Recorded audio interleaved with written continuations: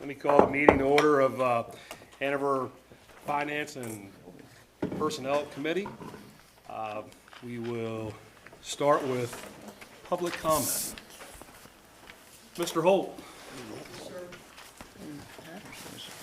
Mr. Chairman. Robert Holt, P.O. Box 1131, Hanover. Mr. Chairman, I want to thank you and the council for holding the special session on the 33 Frederick Street building. I appreciate the effort.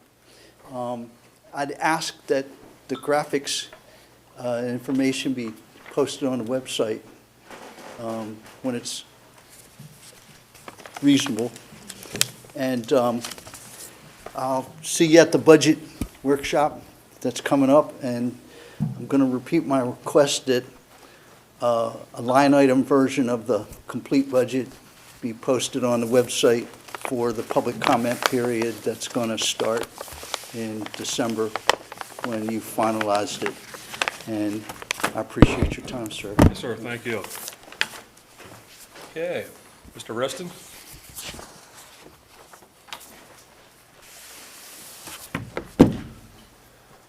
Name and address, please. Of course. My name is Isaac Riston. That's ISAACRISTON at 36 West Hanover Street. The two topics is number 3 for the acknowledgement of non-decisional informational public meeting. It's fantastic. Those are awesome. Like Mr. Holt said previously, please make sure you put the slides that you have here online for people to see them. I think it's a really good resource. You already have them done.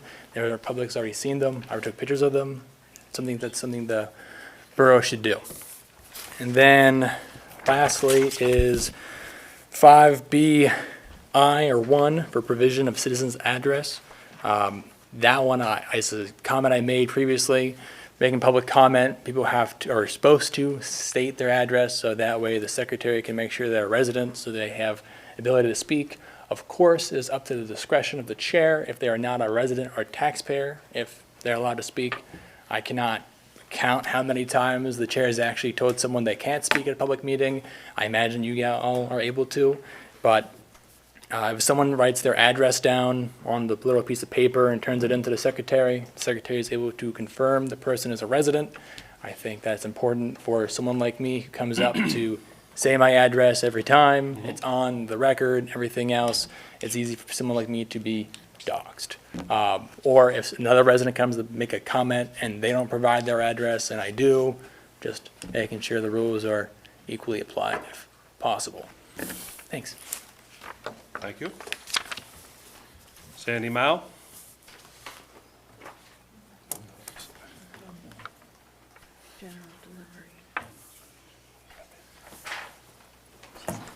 Oh, I know that. I'm Sandy Mao, General Delivery, Hanover, PA. And I want to bring attention to the committee regarding some issues that have been developing with the Historical Society. There's a security concern, building security issue. There are at least 5 keys in the hands of individuals associated with the society.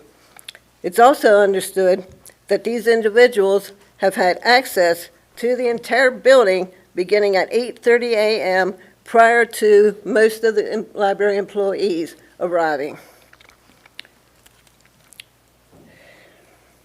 This gives them time to snoop around the entire building unsupervised.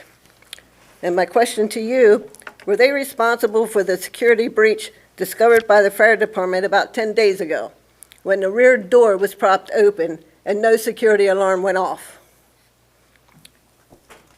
So again, another question. Why has the security system been disconnected or downgraded altogether?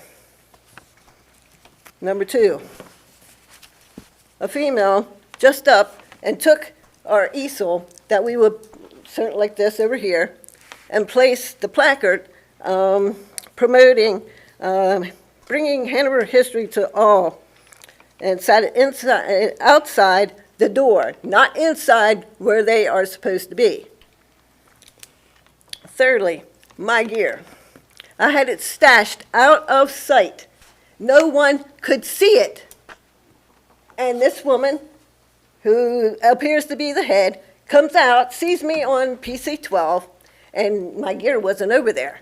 She goes to the desk in hysterics. Where is Sandy's stuff? That is none of her business. Next, the U.S. mail. Again, same individual. Rudely to the desk, insinuating that the library employees are deliberately withholding the society's mail. They told me it would be here on such and such a date. Where is it?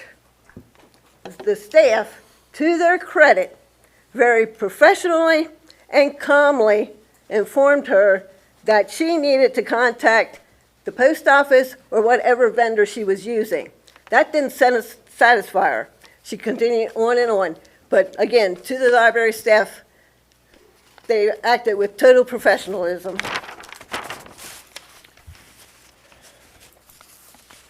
Yesterday, assuming this female is a member in good standing, approaches the desk, haven't seen her before, demanding to have the library's display case, which, if any of you have been to the library, sits outside of the PA room.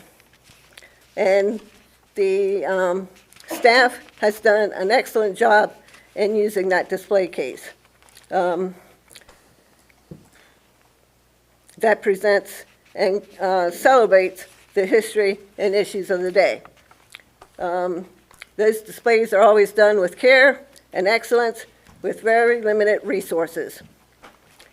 The recent Vietnam War display had individuals from out of town and out of state to come and see in that display case.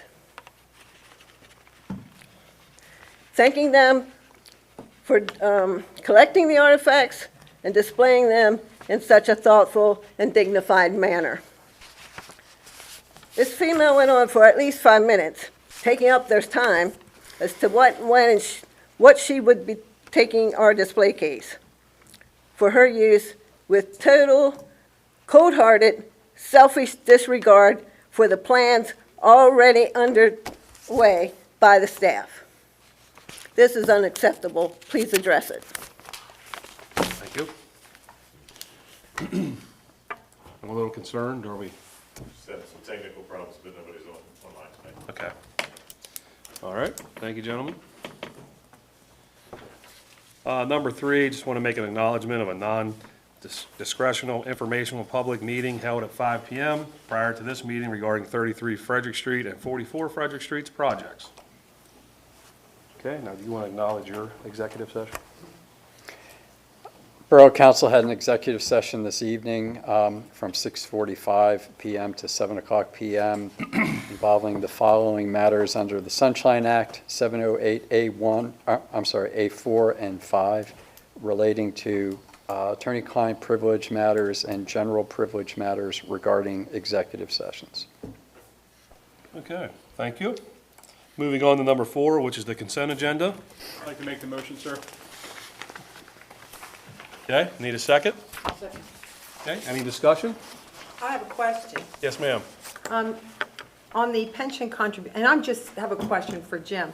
The 10% negative unfunded liability for borough staff is $484,229, and police and fire are zero. What is that $484,229 for the borough staff? Is that you? Okay.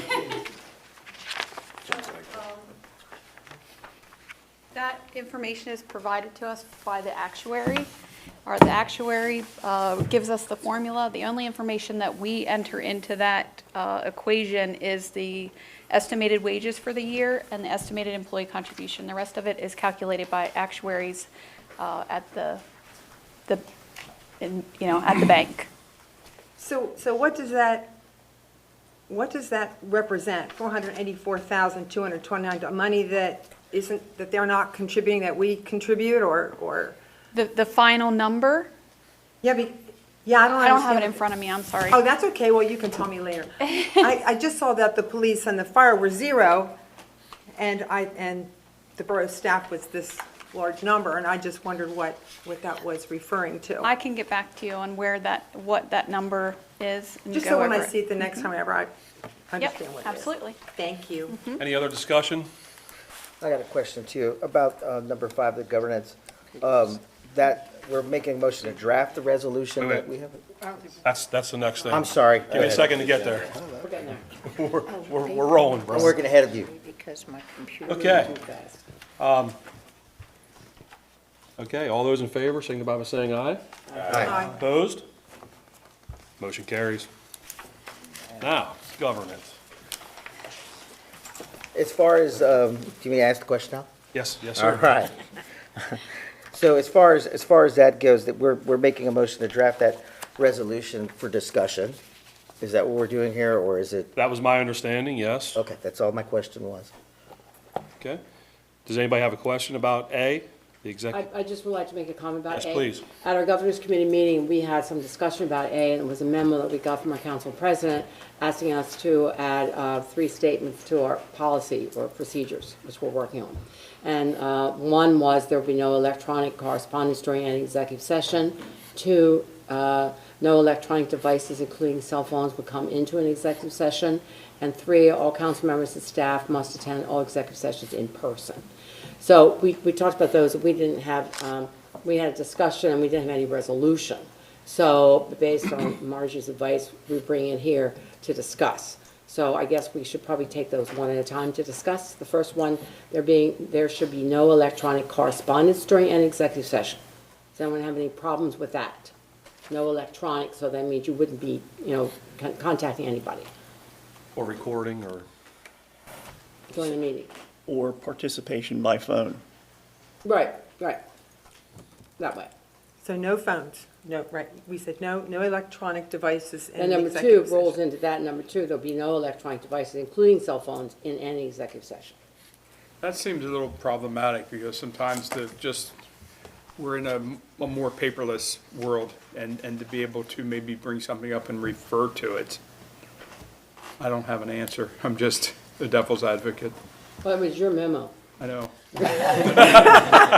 That was the other bill. I was hoping that you guys could provide the context because I was confused. So if you would need a resource, maybe Margie or Tim or somebody would have their phone. I think the point was we would have no phones, nobody would bring their phones in, or you wouldn't have them on. Okay, I just wanted to hear the discussion. My only problem is that, Yeah. a lot of people are older on council, and maybe their kid gets sick or, couldn't make it, and then what happens then? Oh, you jumped to number 3. I thought we were talking about Okay, having electronic devices. okay, go ahead. Well, that's what I meant, I'm sorry. Well, just having electronic devices, couldn't they just call in? Well, if there's no phones at all, then there's no calling in at all. So for someone like me, that, let's just say, one of us is handicapped, or we can't get down there in time, or whatever the case may be, elderly, you name it, or broken leg for that matter, and we're trying to attend and do that duty, we're unable to do that. And we are in a modern society where, we have devices like phones and things like that we should be using if we have to. And so if we're saying that we're not doing that at all, I find that a problem. I also find it kind of discriminative when you've got people that are unable to get down to, for instance, what happens if I run out of oxygen, and I hate to use this as an example, halfway down the steps and I don't make the executive session, or outside in the parking lot, but I still want to do my duty. We've had counsel on, we've I had thought we people, did say there might be some extenuating circumstances that someone is And- really physically ill. and I understand that, Yeah. but it's clearly not stated Maybe we need clearly. to add That's that. something I think we need That's a good to idea. That's why we're make sure discussing. that that's in Okay. there. So add a statement clarifying that statement. Yes, ma'am. Okay. We can work on And then that would our that next be one. at the discretion of somebody? Discretion of. Because somebody would have to be contacted, We can not work on all that. of us. Yeah, yes. we'll figure out how it is, but the discretion of somebody, you're right. Somebody would, yes. Right. Well, Barb, does this mean that anybody, like when they can't attend the executive session for some reason, that, we open the phone line for discussion, is that going to be eliminated now? No, we said at the discretion, probably maybe that person would maybe call Margie during the day and say, I'm sick, I can't come. I think the idea is to make it a true executive session. If someone's on the phone at home, you don't know if they're on the phone with, they're at home with 4 other people in the room. And the point of an executive session is it's just for the council members. So if somebody's on the phone, you know, could be, well, their dog wouldn't matter, but I mean, kids and that kind of stuff might be in the room, and information we're talking about that is not to be discussed and kept very confidential, that confidentiality would be broken. So I think we just have to assure that the person who calls in is by themselves, you know. And so we have to put that, like a statement about that in the policy. Would you be okay with that, Brian? I think so. I mean, even if it was, we have the option of Zoom, and I know Sure. that council's used it before. Right. And there you can physically see that. But I think also, looking at each person sitting here at this table, if you're capable of leaking information or, you know, letting someone sit in on that, you don't need to be at this table. Period. You know, and I think that I think everyone here should be at this table, but Yeah, we all took an oath. we If took an there's oath. circumstances Yeah. they can't, and they Yeah, can't, then yeah. that would be at the discretion of. It just needs to be somebody. outlined so we understand Yeah. what those limitations are. Well, I had 2 experiences last week, and they were personal experiences of mine. I'm just going to share it with you. There are unintended consequences that can happen. I was dealing with, and it wasn't relating to anything that we talked about back there, just my own personal stuff. And I wasn't even in a hurry, but I accidentally sent something out on an email and one in a text, 2 different things. And I had to sit in my chair and go, oh my gosh, what did I just do? And I just tell you that to tell you that you may not mean to have anybody behind you listening. You may be somewhere and you think you're alone, and maybe the phone's, maybe I'm sounding paranoid. But things can happen and you can't help it. And then you weren't trying to be malicious or do anything wrong. Thank God I didn't suffer anything. Everything was fine. However, it kept me up all night. So I'm just saying, things can happen, and I just want to put that out there. So to me, it sounds like we got a little bit of work to do on these 3 things. Yeah, we just brought that one That's thing good. to the attention, Ryan. So we'll go back to the drawing board and continue to work on it and And I'll bring it bring back. one other thing too. Yeah. When we leave our phones out here, I'm sure many of us have critical information on those phones too. If somebody was to grab one of those devices, and, you know, our meetings are open to anyone, public, you know, and so we don't know who's out here. So we also need to look at what do we do with those devices when we go back. I think that's important to think about. Would a good compromise, just for conversation, be to allow cellular devices to be on our person as they are 24/7 for most in today's world, but yet not have them out, not have them on the table, you know, not refer to them or something as best as, is that a? That's a good compromise. Right, Yeah. right. Well, we'll work on it, we'll come back. Scott? We add to the statement here, just a clear problem statement. What is the problem here that we're trying to solve? I don't think it's a problem, I think it's procedures, making sure everyone's aware of the same procedures so we all follow the same rule. So we're all being consistent in our behavior, I think that's it.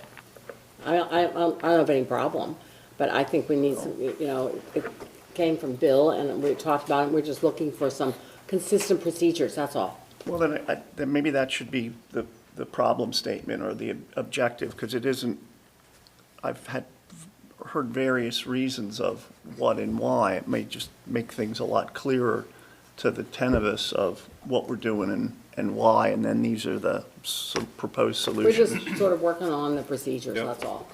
And where the governance I'm- committee I'm here, I'll signed to us. speak- I'm here, so I'll speak to it. It comes from the philosophy, how do you view executive session? Is it all elected counselors with whatever support staff or other individuals that they need in that environment to possibly have be informed about certain things? And if that's the case, then some point in time, you have to draw the line. And I'll just say, very simplistically, very easy to follow along. When we're in there doing that, we shut the door. We don't keep it open. So is the extension of the proverbial shutting of that physical door also then, you know, taking away electronic communications? Because if we are trying to safeguard ourselves, my personal opinion is we're not safeguarding ourselves if we are electronically communicating in that session. My personal opinion, we as 10 make all decisions regarding this. We as 10 deliberate and discuss. So that's why I brought it forward, so the council had a chance to think about things maybe we haven't thought about or talked about in a long time. And so we'll continue our discussion and bring it back to you at our next meeting. Is that okay? Yep. All right? Dr. Ruff, do you want to talk about B? Sure. B is the protocol for public comment. We talked about before this group, we talked about the first public comment is about the agenda, the second public comment is about anything. But the folks that come do have to put their name and their address on that paper, and this is to address Isaac's concern and anybody else who comes to public comment. They might not want their address in that minutes that go out, because Amy had shared with us, the minutes is where the address is. So I think, correct me if I'm wrong, Carol, I think this is what we said. I think we said that on the paper you would put your address, but in the minutes it would be Mr. Isaac Riston, a resident of Hanover. So we would not put that address in the minutes so that no one would know where the person who makes a public comment resides. Is that what we said? Yes, but Okay. that they would state whether they're a borough resident, or So they would be asked on the that. paper, they would Right. have their address, but Right. nobody would see that. They would say, Isaac Riston, I'm a resident of Hanover, and the paper would be there that has the actual address on. So they don't say their address, and they don't have to have their address in the minutes, just a resident of Hanover. So what we're considering at this point is to drop that type of, the type of scenario that we were doing, where they stood up, they gave their name and their address. And I'm glad that we're addressing this right now, because it does put our citizens at risk. There is a lot of things that are online that they can get into, and it may not fare well for them or for any of us as well. So just be resident of Hanover. Yeah, That's I it. think that's great. That's all we need to know, and they'll have the rest of it on paper. Yes. Yes. Okay, Anything else? that was all that was I on. think that concludes my part. I'm done. Thank you. Moving on to number 6, Water Resources Department, EPA. Or do we need a motion on that? Are we voting on that now for the So protocol? we don't need a motion right now, then, because it's going back to the governance committee? Let's come back to governance committee. Okay, Yeah, it's what- okay, Sorry. okay, On B thanks. then? On B also, Yes. Dr. Rupp? Okay. So yes. Well, we could, does that have to be a vote, or is that just, should that be a vote or just a change in procedure? Does that need to be voted on?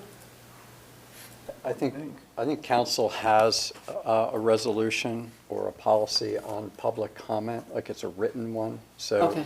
that, Oh, so we'll take that, yeah, that should be added to Got it. that. we'll do that. We'll do that our next meeting. Yep. Thank you. All right.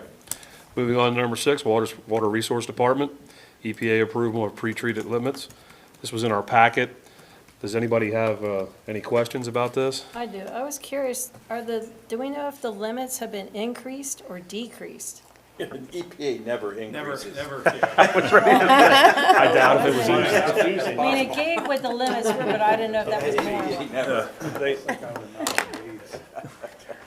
The borough updated their pretreatment limits to align with EPA's new standards. And this would be a motion to advertise the ordinance. And then after that, probably next month, it'd be to adopt the new limits in the ordinance. But they're allowing there to be more whatever in the water? No, it's actually More less. restricted. Okay, It's that's more what I was stringent controls Okay. on all That the. was my question. All right, that answers that. So I'll be looking for a motion for the Motion. advertisement. Thank So you. motion. Second? Second. Thank you. Any discussion? I think we killed that. Okay, I'll call the roll. All those in favor? Aye. Opposed? Motion carries. Okay, B is budgeted primary sludge pump install. So we're looking for an approval to recommendation of the bid awards and notice to proceed. Anybody have any questions or discussions? It was in our packet, so it's pretty cut and dry. Or is there any kind of cost reduction or anything that comes with this? Or is this just a maintenance replacement type of thing? I think it's just a maintenance This replacement. is replacement of the sludge pumps that pump the waste-activated sludge and the return-activated sludge. I don't think you're gonna get a whole lot of savings on a motor. No.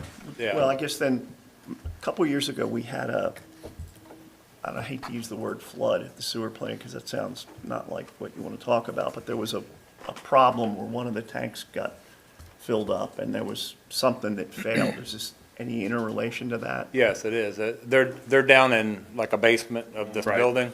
Right. And one failed, and it about filled that room up, and it cost a lot of money to pump that out, clean it out. So will this have redundancy, so we don't have that risk again? Yeah, Yes. replacing valves and the pumps. We've already bought the pumps. This is just for the installation cost. So this is a redundant system, so that, in theory, wouldn't happen again? Yes. Thank you. Okay. I'd looking- make a motion then, if that's what you're Thank looking you, for. thank you, I'll Councilman Roll. second it. And thank you for the second. All those in favor? Aye. Opposed? Motion carries. Public safety, Mr. Grimm?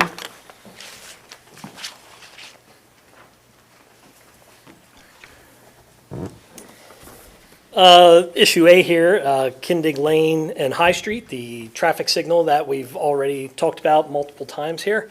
We had an update just today from PennDOT, so we will not need an action on either bullet point there under Kindig Lane and High for a resolution or a contingency plan. They were placeholders in case the paperwork was not ready in time. We received that earlier this morning from PennDOT. We will send that back out to them. So the project is underway, or will be underway, and is on schedule to be bid out in late October. Everybody understand? I just one question. Will there be left turn lanes provided in the, There will not. There will not. It's expected to cycle through fast enough to keep traffic moving, so there will not be left turn lanes off of High Street. It's basically not enough room there without taking Right. large swaths of land on either side. all right, thank you. Are you talking the left turn lane? Sorry about that, AJ. Okay? The left turn lane going in to Kindig Lane or Correct. coming out? Coming out, there will Wouldn't be. need one coming No out. left-hand turns? Okay, Going got it. Yep. That's all I wanted cleared. I thought you were right, okay. Thank you. Okay. Moving on to finance, personnel, and administration. 8A, the Ten Commandments Monument. This was in our packet. Tim Schultes is going to handle this. Outstanding. Okay, so I'll give a little bit of history. In 1890, Wirt Park was gifted to the borough by Henry and Louisa Wirt. It was subject to a number of conditions. The park was built. In 1958, a Ten Commandments monument was erected in the park.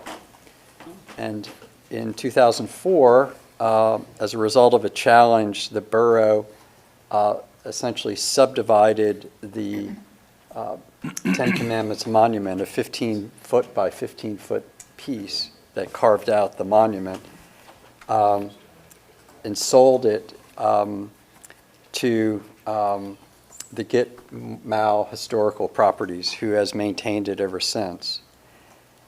The gifting of the property to Gitmal was also subject to the same conditions of the original gift from the Wirts. With one exception, the borough reserved to itself a right of first refusal if Gitmal Historic Properties ever sold it. Now Gitmal wants to sell it and has an agreement of sale with the Fraternal Order of Eagles, who will now own it and maintain the property. So the borough has to formally either attempt to buy it back or waive its right of first refusal to the sale. If we waive our right of first refusal as set forth in the resolution, the sale will go through. It will be sold to the Fraternal Order of Eagles. They will maintain it, and it will be subject to the same conditions that the borough got it way back in 1890.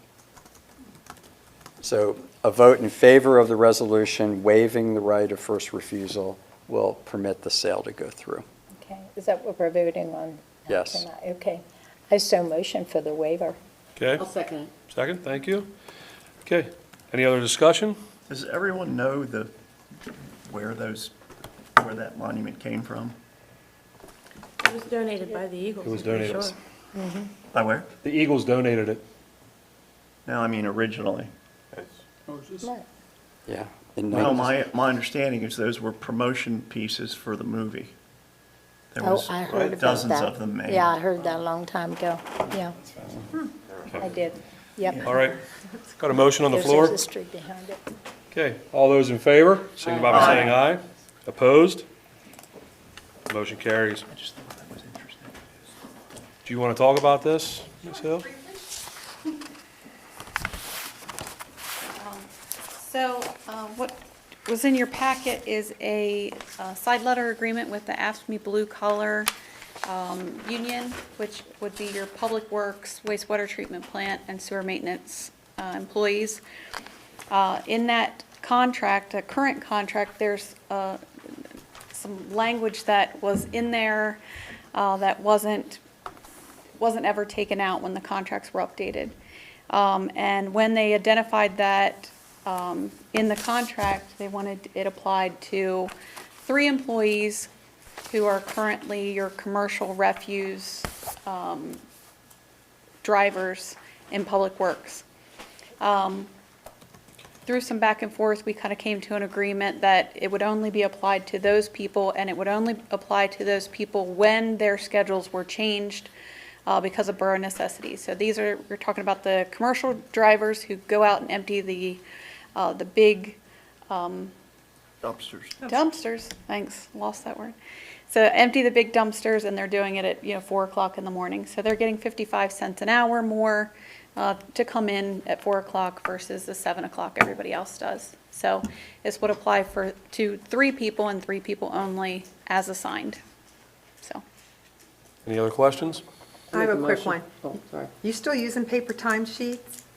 Are we writing, okay, we're still using paper timesheets? For now. Okay. You'll learn more about that at the budget workshop. Yep. Okay, just a quick For one. now. Any other discussion on that? Pretty clear. Yeah. Make a motion. Thank you, Mr. Rowland. I'll second it. Thank you. Okay, all those in favor, signify by saying aye. Aye. Opposed? Motion carries. Next one's pretty cut and dry. C, building project change order, 33 Frederick Street, approved. There's no money involved in this. It's just changing to combine the IT rooms. And just for your information, we'll keep building project under the finance meeting so that any time that there is something, on a monthly basis, we'll share that with you. There's going to be change orders. This one happened to be a zero-based change order.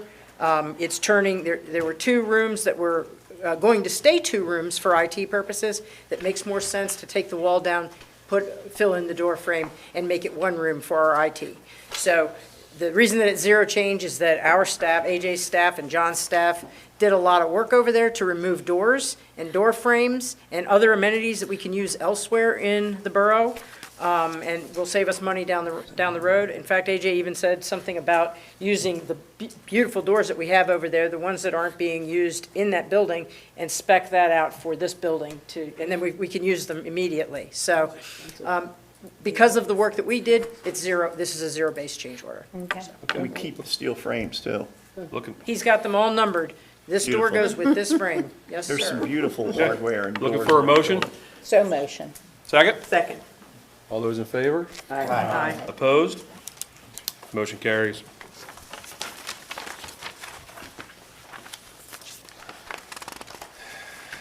Do we have any report of council members? Any or other bodies? Okay. Correspondence and information, pretty self-explanatory. And we'll move on to number 11, additional public comment.